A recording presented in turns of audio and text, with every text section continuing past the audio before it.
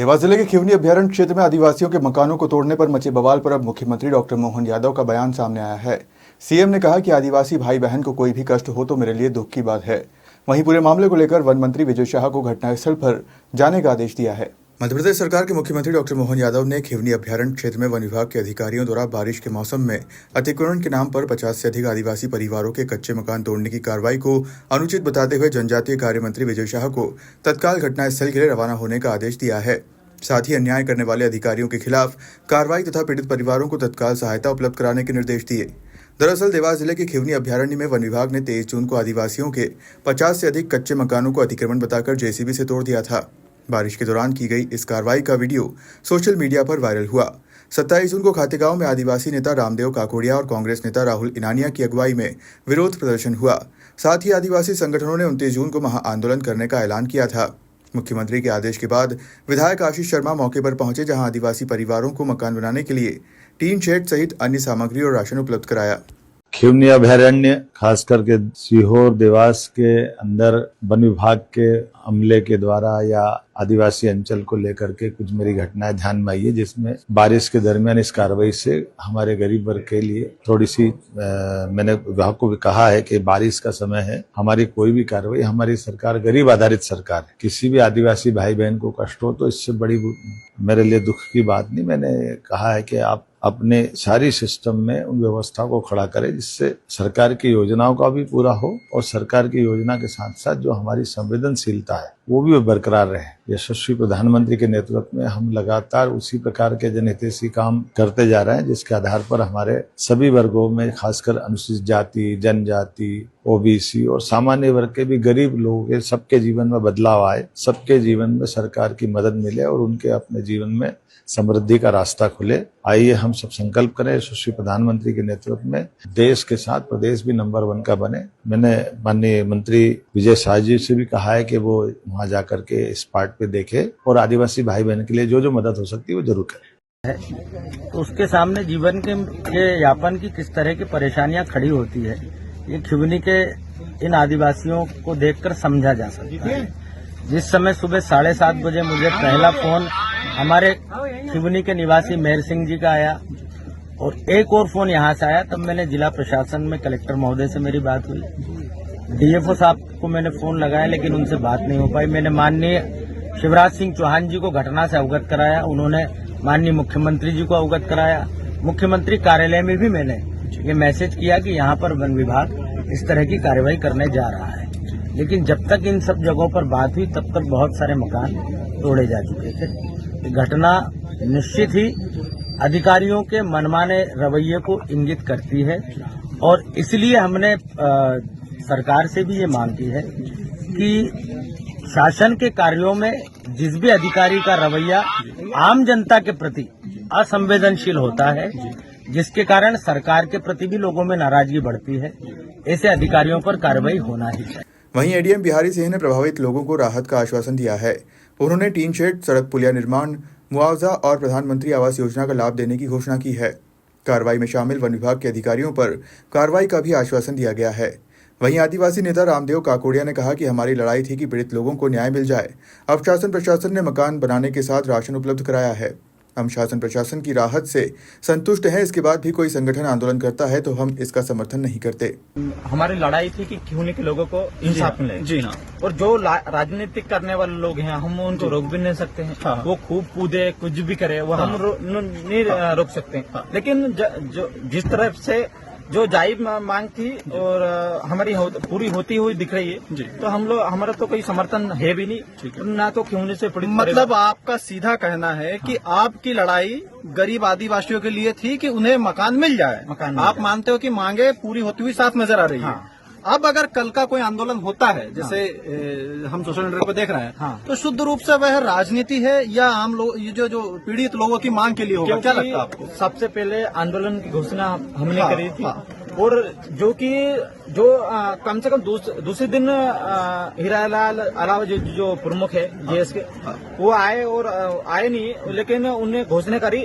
तो इससे साफ नजर आता है कि अगर पीड़ित को न्याय दिलाना होता तो 27 तारीख का आते, लेकिन इससे साफ नजर आता है कि पीड़ित को न्याय तो नहीं, लेकिन वो लोग राजनीति करना आ रहे। आंदोलन दिया गया ये किस विषय को लेकर दिया गया था? ये विगत कुछ दिन पहले खिवनी अभ्यारण्य के कंपार्टमेंट नंबर 209 और 215 में वन विभाग द्वारा वैधानिक कार्रवाई करते हुए कुछ झोपड़े हटाए गए थे। उसी को दृष्टिगत रखते हुए आदिवासी समुदाय के सदस्यों द्वारा आज आंदोलन किया गया था और सामने डाक बंगले के सामने मैदान में खड़े हुए थे और उन्होंने अपना उसी के संदर्भ में अपनी मांगे रखते हुए ज्ञापन महामहिम राष्ट्रपति जी को और महामहिम राज्यपाल जी को संबोधित किया हुआ प्रस्तुत किया गया है। इनके ज्ञापन में कुल 6 मांगें प्रमुख रूप से थी। पहली मांग के रूप में जिनके झोपड़े तोड़े गए वहाँ पर 20 बाई 30 का शेड बना कर दिया जाए। नंबर 2,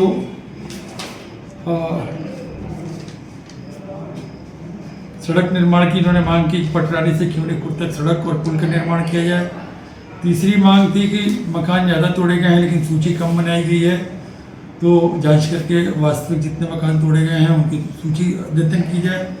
प्रभावित परिवारों को जिनके पास प्रधानमंत्री आवास योजना नहीं है उनके लिए प्रधानमंत्री आवास योजना की मांग की गई है। वन विभाग के जो भी अधिकारी कर्मचारी इस पूरी कार्रवाई में शामिल थे उनके विरुद्ध कार्रवाई की मांग की गई है। 6 नंबर पर इनका ये था कि देवास जिले के भीतर जो भी आदिवासी लोग वन भूमि पर खेती का कार्य कर रहे हैं उनका पट्टा दिया जाए। सभी मांगों के संदर्भ में शासन की तरफ से लिखित रूप में उनको उनकी मांगे जाने के संबंध में आश्वासन दिया गया है। अब ये ऊपर से जैसी भी स्थिति आएगी उसमें सारे निर्णय। सर ये टीन शेड बनाएंगे क्या उसी जगह पे बनाएंगे? जिस जगह पे ये ऊपर से निर्णय हो जाएगा तब उसके बाद अपन बात करेंगे। आपके द्वारा क्या आश्वासन दिया गया सर? हमने तो यही लिखा है कि सारी मांगी जाने के लिए कार्रवाई की जाएगी। सर ऐसी सूचना लग रही थी कि क्या वो ये लोग एसडीओ को निलंबित करने की भी मांग कर रहे थे, क्या इसमें कोई सत्य था सर? हमारे सामने तो वो मांग उठी नहीं, उन्होंने अधिकारियों के खिलाफ सख्त कार्रवाई की मांग की गई है, तो it is the matter of inquiry. तो जो भी होगा सब जांचोपरांत सारी स्थितियाँ स्पष्ट हो पाएगी। आपको बता दें कि देवास जिले के खिवनी में आदिवासी लोगों के मकान तोड़ने को लेकर आदिवासी संगठनों ने आंदोलन की चेतावनी दी थी। ब्यूरो रिपोर्ट, खबर मध्य प्रदेश। से शुरू हो रहा है। इंदौर प्रगति में मास्टर प्लान की 23 सड़कें, 1000 करोड़ की लागत से सीवरेज ट्रीटमेंट और ड्रेनेज की लाइनें, मां नर्मदा जी का 4था चरण इंदौर आकर 900 MLD पानी करना, ये काम लगातार तेज़ी से आगे हैं। आज यहाँ क्षेत्र क्रमांक 5 में विधायक महेंद्र हार्डिया जी, नगर अध्यक्ष सुमित मिश्रा जी, यहाँ के दोनों ही पार्षद हमारे महेश बसवाल जी और मलखान कटारिया जी की उपस्थिति में, यहाँ की जनता की उपस्थिति में ये ऐतिहासिक काम शुरू हुआ है जो इस क्षेत्र के रंग को, रूप को और पूरे इंदौर से कनेक्टिविटी को बदलने का काम करेगा। और एक घोषणा मैं और कर रहा हूँ, कल से इंदौर भारत के नक्शे पे डिजिटलाइजेशन के लिए भी पहला कदम अपना रखने वाला है। हर घर को और हर घर की दीवार को उसका अपना नया पता, एक डिजिटल पता मिलने वाला है, जिसको खोल के अगर वो देखेगा तो उसकी जानकारी, पास के हॉस्पिटल, एम्बुलेंस, पुलिस की जानकारी और नगर निगम के टैक्स की जानकारी उसको अपने घर बैठे मिलेगी। तो इंदौर की नई डीपी की भी शुरुआत कल हम करने वाले हैं। इस अवसर पर विधायक महेंद्र हार्डिया ने कहा कि सरकार द्वारा वार्ड क्रमांक 51 और 54 को बड़ी सौगात दी गई है। एक पानी की टंकी का निर्माण कार्य आज से शुरू हुआ है, साथ ही एक स्वास्थ्य क्लिनिक का लोकार्पण भी किया गया है। करीब 8 करोड़ की लागत के विकास कार्यों की सौगात दी गई। उत्तर प्रदेश सरकार द्वारा वार्ड नंबर 51 और वार्ड नंबर 54 को बड़ी सौगात मिली है। एक पानी की टंकी का आज हमने काम चालू कराया है। एक क्लिनिक, स्वास्थ्य क्लिनिक का लोकार्पण किया है। वो 8 करोड़ रुपए की लागत से दोनों तरफ रिलीज रोड का आज भूमि पूजन हुआ है। तो ये मूसाखेड़ी क्षेत्र जो कभी एक बदनाम बस्ती के रूप में अविकसित और बदनाम बस्ती के रूप में जाना जाता था, आज ये मूसाखेड़ी क्षेत्र किसी भी अन्य क्षेत्र की तुलना में सबसे अधिक डेवलप किया हुआ क्षेत्र है। और मैं समझता हूँ कि यहाँ के नागरिकों को इससे बहुत लाभ है। पीने के पानी, ड्रेनेज, लाइट, सड़क, लगभग सारी समस्याओं का समाधान भारतीय जनता पार्टी की सरकार ने यहाँ किया है। भाजपा नगर अध्यक्ष सुमित मिश्रा ने कहा कि मूसाखेड़ी कभी बहुत पिछड़ा हुआ इलाका था। जब से महेंद्र हार्डिया विधायक बने हैं और भाजपा के पार्षद लगातार चुनाव जीतते आए हैं, तब से यहाँ विकास की रफ्तार तेज हुई है। मूसाखेड़ी के बाद सौगात मिली है रोड की। देखिए, मूसाखेड़ी बहुत पिछड़ा हुआ इलाका था और जब से भारतीय जनता पार्टी के विधायक माननीय महेंद्र हांडिया जी बने हैं और जब से इस क्षेत्र में लगातार भारतीय जनता पार्टी के पार्षद चुनाव जीत रहे हैं, उसके बाद से लगातार इस क्षेत्र में विकास के नए कीर्तिमान स्थापित हुए हैं। हमारे इंदौर के लोकप्रिय महापौर भाई पुष्यमित्र भार्गव जी द्वारा लगातार सभी वार्डों को समान रूप से विकसित किया जा रहा है। उसी तारतम्य 7.5 करोड़ की एक सड़क का भूमि पूजन हुआ है, सेंट्रल लाइटिंग की सौगात मिली है, संजीवनी की सौगात मिली है, एक नई रोड की घोषणा माननीय महापौर जी ने की है, इदरीस नगर का नाम बदलकर इंद्रेश नगर किया है और मूसाखेड़ी के भी नाम को बदलने का प्रस्ताव प्राप्त हुआ है। इस प्रकार से लगातार चहुमुखी विकास की ओर इंदौर के नगर निगम के महापौर माननीय पुष्यमित्र भार्गव जी और इस क्षेत्र के लोकप्रिय विधायक महेंद्र हांडिया जी और हमारे पार्षदगण भाई मलखान कटारिया जी, महेश बसवाल जी, भारतीय जनता पार्टी के हमारे मंडल अध्यक्ष दीपक राजौरिया, उमेश मंगरोला और सभी कार्यकर्ता बंधु लगातार मिलकर, हमारे भाजपा के सभी कार्यकर्ता मिलकर इस क्षेत्र में विकास को अंजाम दे रहे हैं। मैं इसके लिए महापौर जी का और विधायक जी का बहुत बहुत आभार प्रकट करता हूं।